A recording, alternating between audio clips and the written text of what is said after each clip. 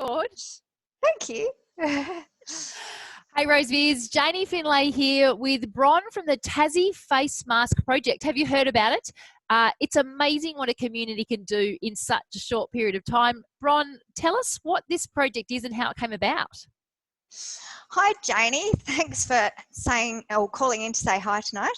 Yep. So it came about because I'm a nurse, and I was watching what was happening with the coronavirus overseas, and seeing that there was a massive shortage of PPE, personal protective equipment, so face masks, all that sort of stuff in other countries. And in fact, what was frightening me the most was watching America and what had happened there. And staff in hospitals in America were having to resort to using cloth face masks, which absolutely horrified me.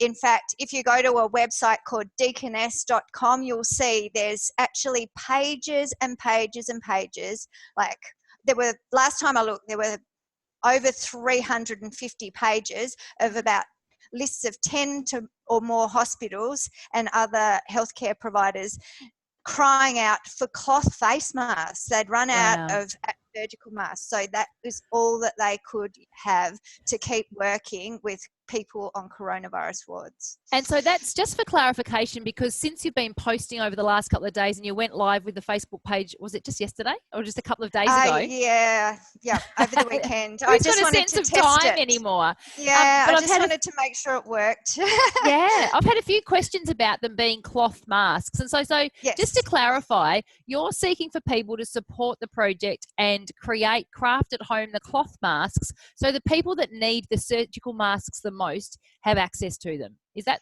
Absolutely. So I could not bear the thought of my friends working in hospitals, doctors' surgeries, etc., having to wear a cloth mask. It was just unfathomable.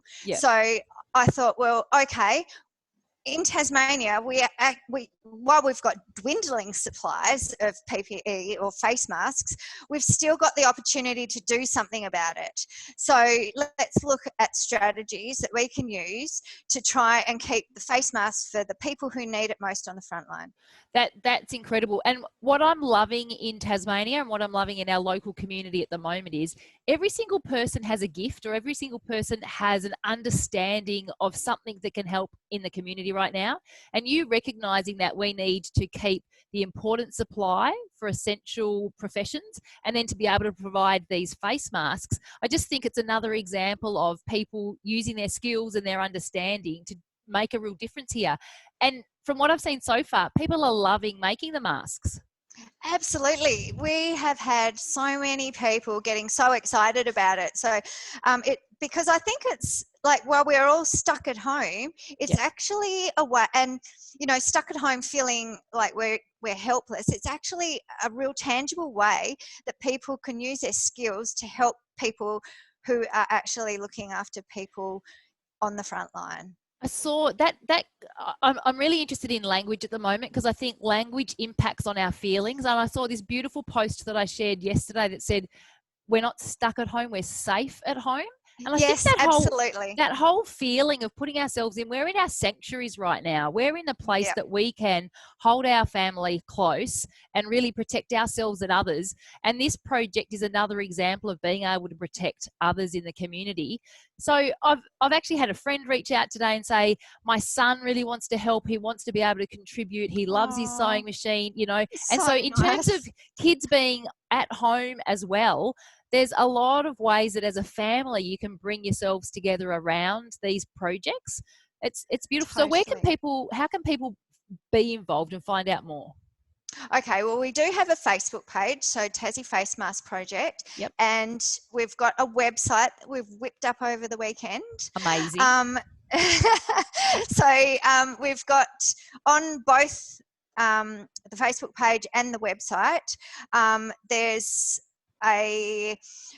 a link for organisations who need masks, and then there's a link for people who'd like to donate masks. Great. So if you just click through onto the link, fill out a form.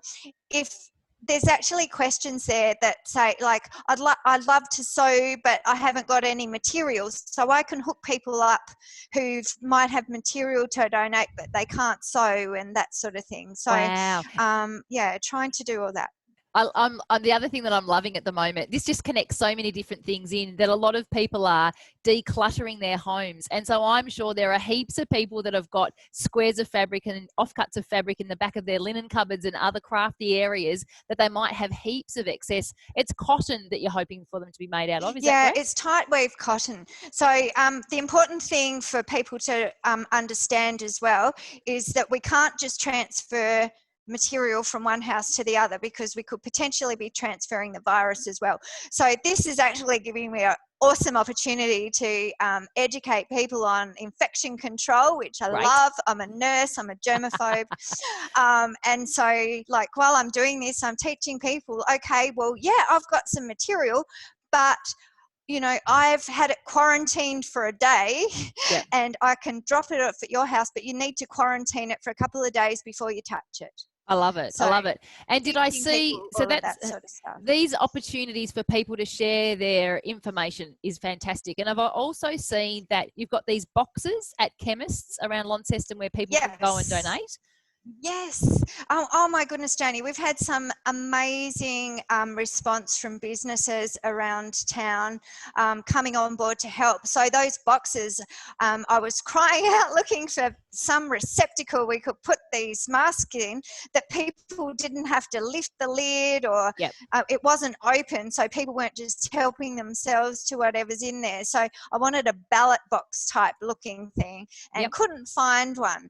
And so I reached out to Think Big, and they made us one. Like they designed and made it for us to fit a like a hospital linen bag in, so that we can pop that in. The people are being instructed not to put the masks in plastic bags, because we want to stop, like we don't want the dry cleaner who's then washing these masks to have to go through and unpack all these masks. So we want them just put through the slot loosely so that they can just be popped into a wash, and off we go. And then they wash them at the recommended heat, which I believe is 70 degrees. I think I and saw then that. They put them into plastic bags, seal them with instructions on how, like just telling people that these are not a surgical grade mask. These are a cloth mask. They're only meant for use to stop the spread of droplets in, you know, a certain situation. You can take it home and wash it, but they're not like the best way to prevent yourself getting coronavirus is to stay at home, wash your hands, and socially isolate. And that's a really important reinforcing message, isn't it? Number one, stay home. Absolutely. Number two, if you have to go into a medical environment, that you can use these cloth masks and go home with the cloth mask, but the person that's attending to you will have the medical mask, the surgical mask. Absolutely. So look, thank you so much. I know that you've been in a whirlwind for the last couple of days, for the last week, while you've been imagining and creating and realizing this project. And I know that you've got lots of messages to go through and lots of people to connect with and a family to look after. So thank you so much for your time tonight. Yeah, husband's just got home from work, so we can have dinner now. Yeah, nice, lovely. So thank you so much for your time. We'll pop some links in the comments below as well, with the Facebook, the website. And also, I was really interested, the Facebook page is very specific, Tassie Face Masks Project. Yep. But then the website is something along the lines of COVID, is it? Or COVID, so coronavirus, short. C-O-R-V-I-R. But that maybe implies that there's some other creative ideas coming and some other things that people in the community might be doing. So I'm really keen to look out for that. Yes. Well, this is stage one, and there is more to come. I love it. So thank you so much for everything you're doing. Thank you so much for the opportunity to assist with educating people and providing essential protection for our community. And I look forward to seeing this grow and what else comes out of the projects. Thank you so much, Janie, and thank you to all our sponsors and all the people who are making the mask, because there are so many people in the healthcare sector who are really excited about getting access to something to hand out to their patients and people. I love it. So, and there's been some really groovy fabric used. I like that. Oh, yeah, totally. The one on your Facebook page profile picture, that's really cool. Yeah, I think we should start a pimping up your face mask campaign. Fantastic. Thanks so much. Have a great evening and take care. Yeah, you too. Thanks so much. Thank you. Thanks so much. Bye, Janie.